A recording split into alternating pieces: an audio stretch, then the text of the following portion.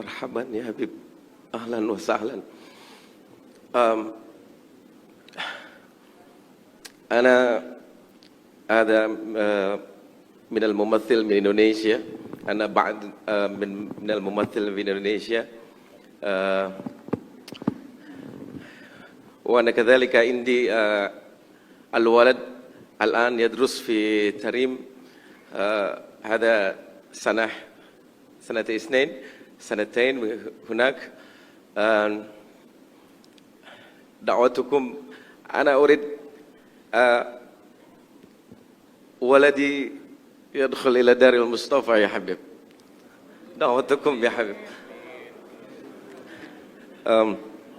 Habib, apa katanya? Dia adalah apa namanya memiliki anak di Tarim, sedang menuntut ilmu dan berharap anaknya bisa belajar di tempatnya Al Habib Umar di Tarim. Masya Allah. Oh gitu Pak Ang? Ya. Oh gitu Man. Dahin di Ma'had Al-Idrus ya Habib. Habib, saya bahasa Indonesia aja deh. Ya. Nah iya gitu. Ya. Kita nggak ngerti Pak Ang. Astagfirullahaladzim. Nggak ngerti. Ya Habib, kami ini entertain yang mungkin dekat sekali dengan kemaksiatan, dengan dosa. Mungkin sebagian kami juga banyak yang berangkat umrah, banyak yang bisa berangkat haji. Setelah umrah kami merasa seperti malaikat. Tapi 1 minggu, 2 minggu, sebulan, 3 bulan setelah itu rasanya malaikat itu hilang sama sekali ya Habib. Terus bagaimana kami untuk memanage iman kami supaya iman kami ini kalaupun berkurang jangan berkurang banget gitu ya Habib. Bagaimana cara memanage? Karena satu sisi dengan datangnya Habib datang ke sini, ini wallahu rabbul Ka'bah ya Habib, ini menambah kecintaan kami sama Rasulullah kepada Habib. Ini menambah kecintaan kami sama Rasulullah. Berikan kami amalan atau cara bagaimana kami memanage iman kami ya Habib. Oke. Syukran ya Habib. Terima kasih Pak. Assalamualaikum. Salam. Oh iya Habib. Satu ada permintaan lagi. Kalau boleh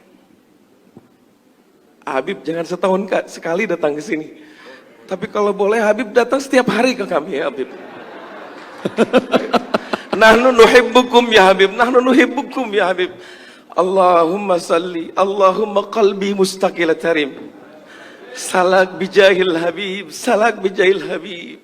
Ziarah tarim, ya tarim mu'alaha, ya tarim mu'alaha, ya tarim mu'alaha. Assalamualaikum warahmatullahi wabarakatuh. Waalaikumsalam warahmatullahi Habib wabarakatuh. Jindan, punten diberitahu Habib Umar bahwa beliau ini adalah salah satu vokalis, salah satu band besar di Indonesia, nama bandnya Wali. Wali, Habib.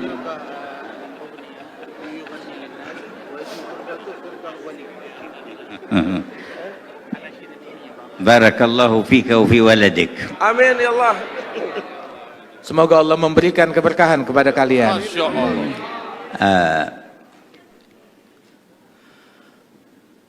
ما ذكرتموه فإن ذاكر الله في الغافلين بمنزلة الصابر في الفارين، والذي يستمسك بطاعة الله في موضع يعصى فيه يكون أجره كبير. Apa yang engkau sebutkan itu disebutkan oleh Rasul Shallallahu Alaihi Wasallam tentang fadilahnya orang yang ingat kepada Allah di tengah khalayak yang lupa kepada Allah Ta'ala.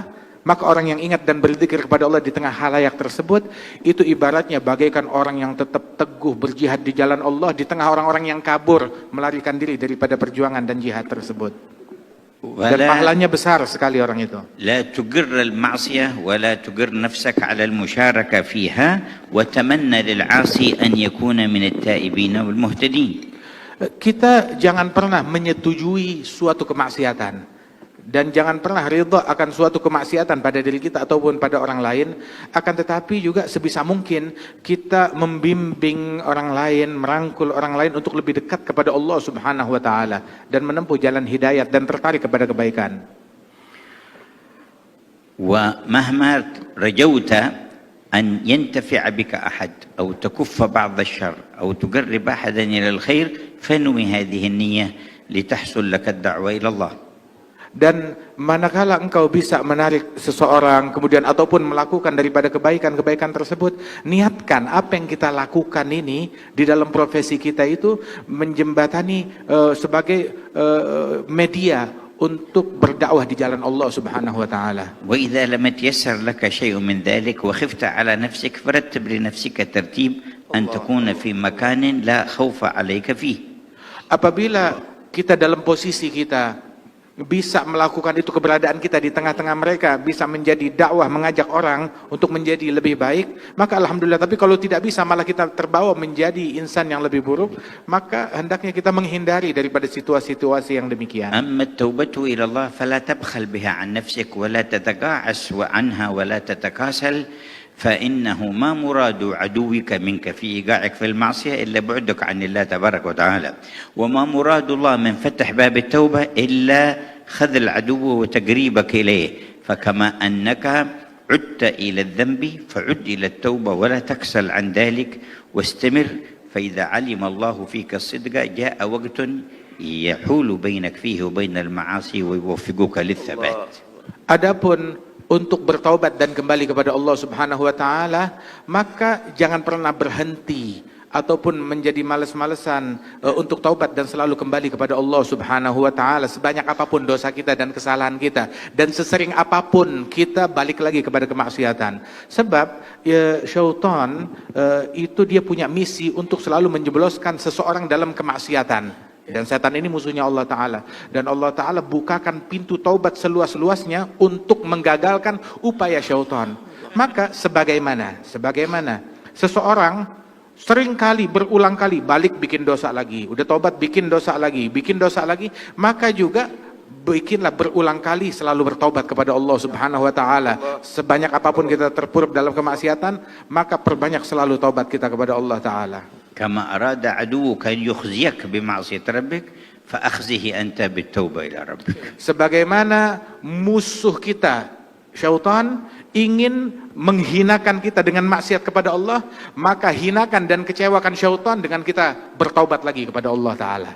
ولما جاء بعض السفهاء فسب صالحا من الصالحين فقال له هذا صالح لأغيظن من أمرك بسبي أنت في حل وأنت مسامح وغفر الله لك. قال أنا الآن أغضت الذي أمرك بسبي وهو الشيطان.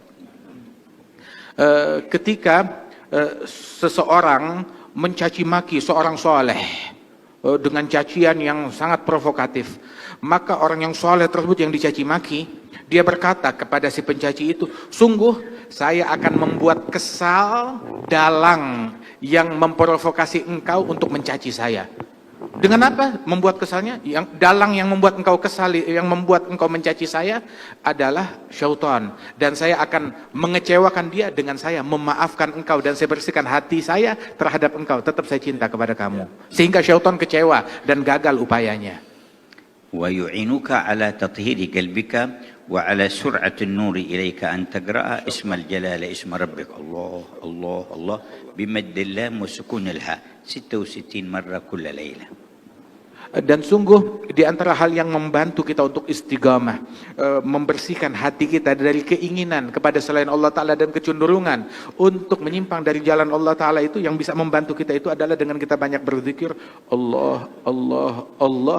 Itu yang mengikis segala kecenderungan kepada selain Allah dari hati kita. Kalau perlu kita ulang-ulang sebanyak 66 kali.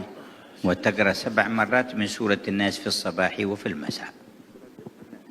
Dan memperbanyak membaca surat An-Nas. Kita baca surat An-Nas marah wahidah. 7 مرات. Membaca surat An-Nas sebanyak 7 kali di pagi hari dan 7 kali di sore hari membaca surat An-Nas. وبعد كل صلاة آية الكرسي مرة واحدة. Dan yang membantu istiqamah kita pun juga mensucikan hati, setiap habis sholat 5 waktu baca ayat kursi 1 kali. ومرحبا بولدك يكمل دراسته في دار العيدروس ويتحول إلى دار المصطفى. Dan Amin. saya menerima anakmu apabila Amin, dia ya sudah Allah. menyelesaikan pelajarannya di Darul Idrus, dia boleh datang kapan waktu ke Darul Mustafa. وأنت في وقت تزور دار المصطفى ويكون حالك أحسن وأحسن. Dan kamu nanti suatu waktu insya Allah bisa datang berziarah ke Darul Mustafa, dan keadaanmu insya Allah akan jauh menjadi lebih baik dan makin dekat lagi.